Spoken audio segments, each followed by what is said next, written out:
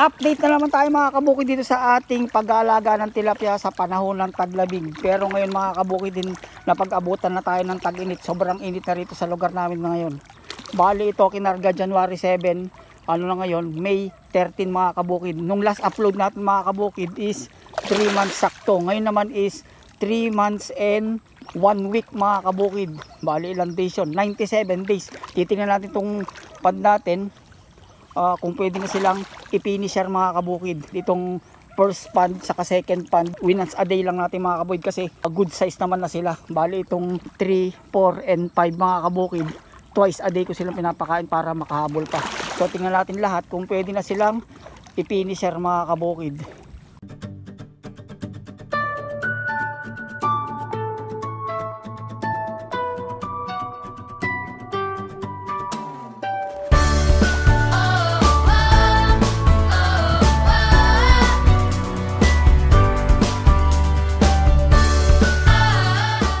Sa feeding ng mga kabukid, bali nakakadalawang kaban na sila sa maghapon. Pero kung dinadalawang beses ko nitong first pan sa second pan natin, malamang mahigit 2 kaban mga kabukid ang kinakain nila.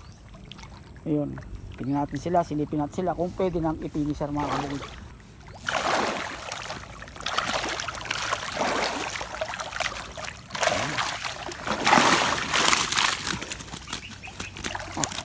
Good na sila andi. Lalaki na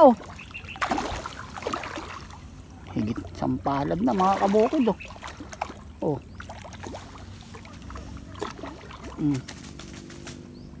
laki na ganda, bilugan mga kabukid. Ito yung first pan natin. Laki na so pwede na natin ipa-harvest kaya to. Unahin natin i-harvest tong first pond saka second pond.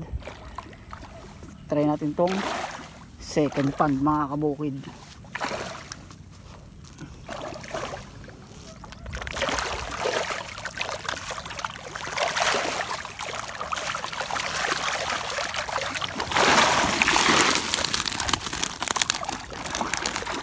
Pareho mga kabukid yung sinasabi ko.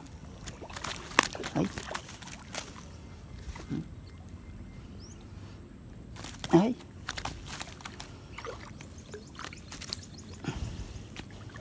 ang laki ating size hindi chinelas na mga kabukid lalaki. Good size, pwede na to, pwede na i-finisher to.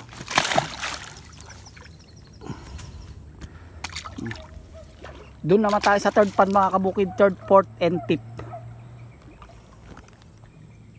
Bali nga pala mga kabukid, sa sobrang init dito sa amin, dinire-diretso ko ang tubig nila in and out, pasok labas, para hindi uminit yung tubig nila. Ito na yung third pan natin mga kabukid. Ito yung kinarga natin ng 7K. Susunod na video natin mga kabukid, titingnan natin yung i-reveal natin kung nakakailang bag na tayo ng pakain. Gastos naman.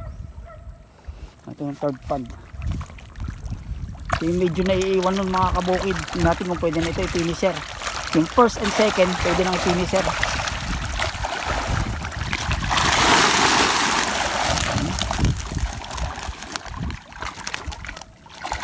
Malaki na rin. Ay.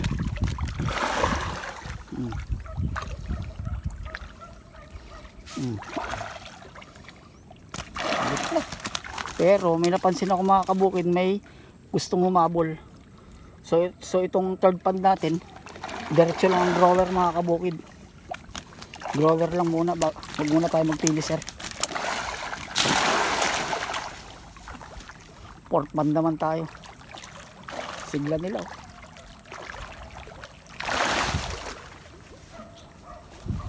Dito yung magka-size, third pond saka fourth pond. Mailap shoo.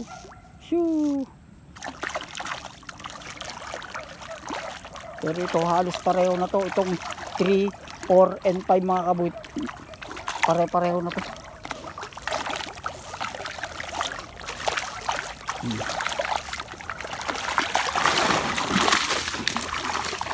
Oh, oh.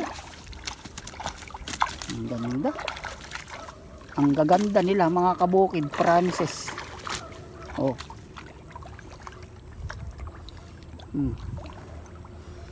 Sakatin natin ng ating kamay. Ay, may putik. Ayan oh. Gapalad oh. So ito, parang nauna tong fourth pan natin mga kabukid. Kasi itong third pan natin 7K to eh. Ito 4K. Itong third pan. Pwede na natin i-finisher to. Iubos ko na lang yung grower dito. Then finisher na rin. Doon naman tayo sa panglimang pan mga kabukid. Tingnan natin kung pwede ng finisher.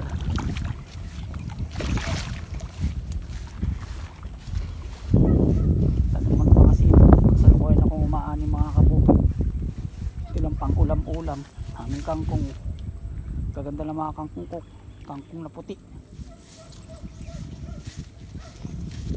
Ito naman tayo sa panglimang pan mga kabukid.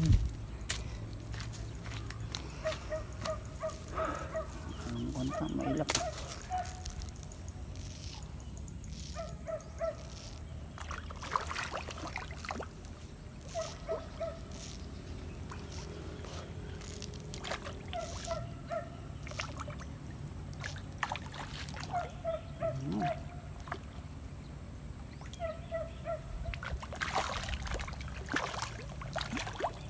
Lapit. Lumapit pa.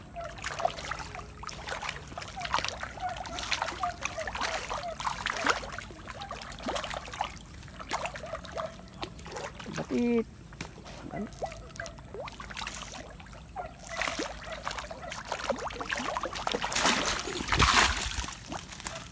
Ay.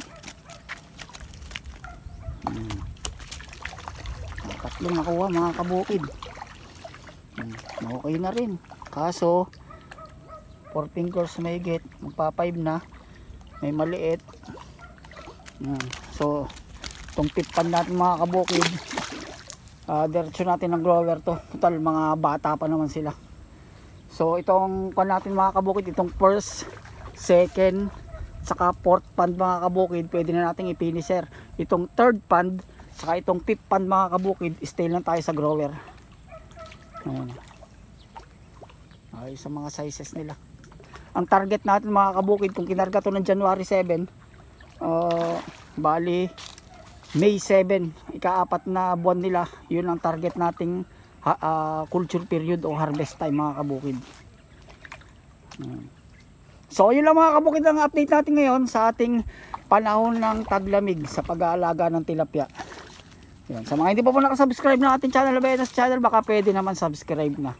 Yan, may mga bagong content din tayo mga kabukid, mga video okay, karaoke. Gusto mag-request o kumanta, mag-comment lang sa baba. Salamat mga kabukid!